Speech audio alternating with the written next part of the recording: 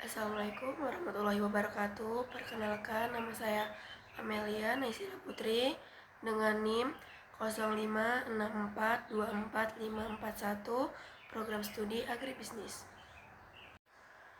Di sini saya akan menjawab tugas 3 dasar-dasar agribisnis. Soal pertama, perbedaan antara proses adopsi dan proses difusi inovasi pertanian. Proses adopsi adalah perubahan perilaku individu dalam menerima inovasi, sedangkan proses difusi adalah penyebaran inovasi di antara anggota sistem sosial. Adopsi inovasi pertanian ini adalah proses individu di mana seorang petani mengalami perubahan perilaku, pengetahuan, sikap, dan keterampilan. Setelah menerima ide atau teknologi baru, proses ini biasanya melibatkan beberapa tahap seperti kesadaran, minat, evaluasi, mencoba, dan akhirnya menerima inovasi tersebut. Contohnya, seorang petani memutuskan untuk menggunakan varietas benih padi unggul baru setelah melalui tahapan mempelajari manfaat membandingkannya dengan varietas lama dan mencoba menanamnya di sebagian kecil lahan. Sedangkan difusi inovasi pertanian adalah proses sosial yang lebih luas, di mana suatu inovasi dikomunikasikan dan menyebar melalui saluran tertentu selama periode waktu tertentu di antara para anggota suatu sistem sosial seperti komunikasi petani. Ini adalah jenis komunikasi khusus yang berkaitan dengan ide-ide baru.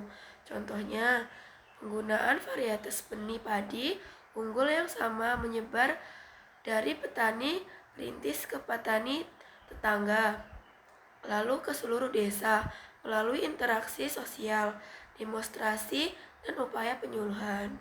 Soal yang kedua, upaya penyuluh untuk mempercepat proses difusi inovasi. Penyuluhan dapat melakukan berbagai upaya seperti memfasilitasi komunikasi, menyediakan informasi yang relevan, dan mendistribusikan inovasi secara langsung. Memfasilitasi komunikasi. Penyuluh berperan sebagai penghubung dalam sistem komunikasi, memastikan pesan inovasi disampaikan melalui saluran yang efektif. 2. Menyediakan informasi relevan, memberikan informasi yang jelas dan akurat tentang manfaat, resiko, dan cara penerapan inovasi untuk membentuk petani dalam tahap evaluasi dan pengambilan keputusan. 3. Demonstrasi lapangan, mengorganisir kegiatan di mana petani dapat melihat dan mencoba inovasi secara langsung yang sangat penting dalam tahap mencoba dan menerima adopsi. Dan yang terakhir adalah mendorong partisipasi, melibatkan petani dalam perencanaan dan pelaksanaan kegiatan penyuluhan untuk meningkatkan rasa kepemilikan dan adopsi yang berkelanjutan. Soal yang 3, penyuluh partisipatif. Disebut partisipatif karena melibatkan peran aktif petani dalam seluruh proses penyuluhan, bukan hanya sebagai objek penerima informasi, karakteristik, dan penjelasan. 1. Peran aktif petani. Petani tidak hanya menerima informasi, tetapi juga terlibat dalam identifikasi masalah, perencanaan solusi, pelaksanaan, dan evaluasi. 2. Berdasarkan kebutuhan lokal. Program penyuluh didasarkan pada kebutuhan spesifik dan kondisi lokal petani, bukan pendekatan perpusat. 3. Pemberdayaan. Fokus pada peningkatan kapasitas petani untuk mengambil keputusan sendiri dan memecahkan masalah mereka secara mandiri. Dan yang terakhir adalah dialog dan pembelajaran bersama. Proses komunikasi bersifat dua arah, mendorong bertukaran pengetahuan antara penyuluh dan petani. Soal yang keempat, perbandingan pendekatan sistem latihan dan kunjungan dengan pendekatan partisipatif. Perbandingan kedua pendekatan tersebut menunjukkan perbandingan mendasar dalam tujuan, sasaran, organisasi, metode, dan peran penyuluh. Berikut adalah perbandingan dari segi tinjau, sistem latihan dan kunjungan, pendekatan partisipatif.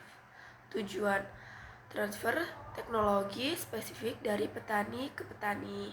Itu adalah sistem latihan dan kunjungan. Sedangkan pendekatan partisipasi adalah pemberdayaan petani dan pengembangan solusi lokal.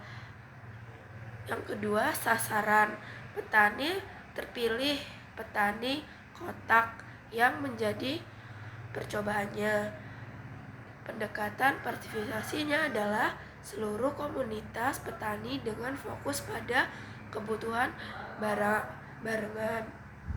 Dan yang ketiga adalah organisasi terstruktur dan hierarkis dengan jadwal kunjungan yang ketat. Pendekatannya berpartisipasi adalah fleksibel, terbatas, kelompok petani swadaya. Berikutnya metode ceramah, demonstrasi, kunjungan terjadwal, komunikasi satu arah. Lalu pendekatan partisipasinya adalah dialog, diskusi kelompok, demonstrasi, partisipasi, komunikasi dua arah. Yang terakhir adalah peran penyuluh sebagai ahli, guru, dan sumber utama informasi teknisi. Lalu pendekatan partisipasi sebagai fasilitator, mitra, dan motivasi. Berikut jawaban dari saya. Saya akhiri. Wassalamualaikum warahmatullahi wabarakatuh. Bye-bye.